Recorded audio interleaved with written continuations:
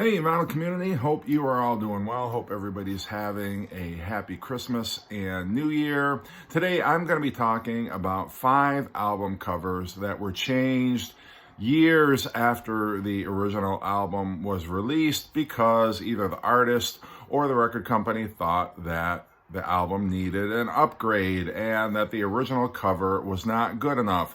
Couldn't leave well enough alone, and I feel that the upgraded album artwork was not in any way an improvement. First album that I'm going to be talking about is Judas Priest and their debut album, Rock-A-Rolla. Now, Rock-A-Rolla was their debut album. It has a classic Coke bottle top cover, which definitely speaks to the title Rock-A-Rolla because it's a play on Coca-Cola.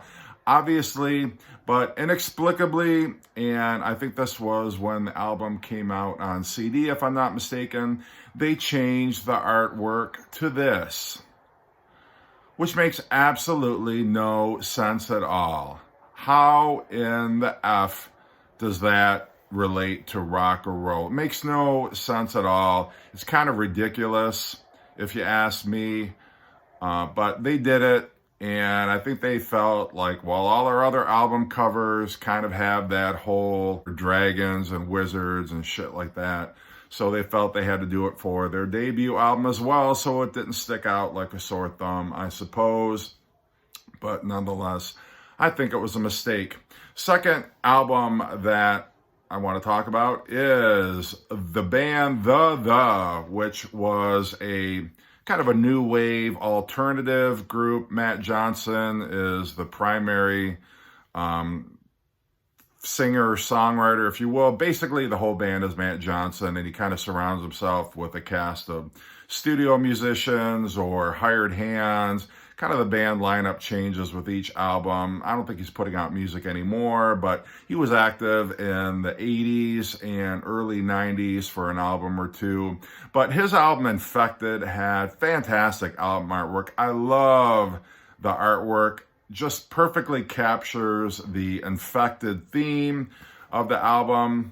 But again, I think it was either the 90s or 2000s, they reissued the albums, the catalog on CD, and he changed the artwork to this, or the record company changed the artwork to this, which I think very bland, not in any way an upgrade, not sure why.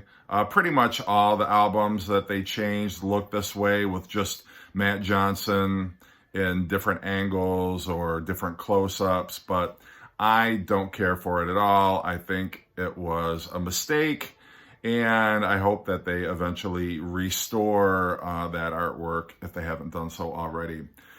Third artist I'm going to talk about is one of my favorites, Morrissey, and his album Southpaw Grammar, which love the original artwork, where you've got this boxer on the cover looking pretty beat up. Definitely an older photograph. Looks like it was from like the 30s or 40s. Don't really know the exact story behind it, but just thought that this photograph, this cover fit very well with the album artwork. Well, Morrissey lately has decided that the original album artwork for his records was not good enough, and so he has made changes to the artwork. In some cases, minor changes like the font and the title for Viva Hate changed. On Bonadrag, his second album, kind of darkened the artwork up a little bit. But I think his biggest mistake was changing the cover of Southpaw Grammar from this to this. Don't understand why he did it. I don't agree with it. I think it's a bland-looking album cover now. I think it loses some of that character and personality it had. So I don't agree with it. You may not agree with my disagreement of it, but fourth album I'm going to talk about is The Monkees. And when Rhino issued their CD releases, remastered with bonus tracks in the 90s, they made a very, I don't want to call it subtle change, but they changed the three pictures that make up the cover, the pictures of Mike, Mickey, and Davey. Don't know why, because I think the pictures that they replaced them with look very cheesy, look stupid, look out of place, don't care for it at all. I much prefer the original artwork, the original pictures. And maybe I'm splitting hairs here, but for me, always prefer the original album artwork. I don't know why they had to do that. Don't agree with it. Don't like it.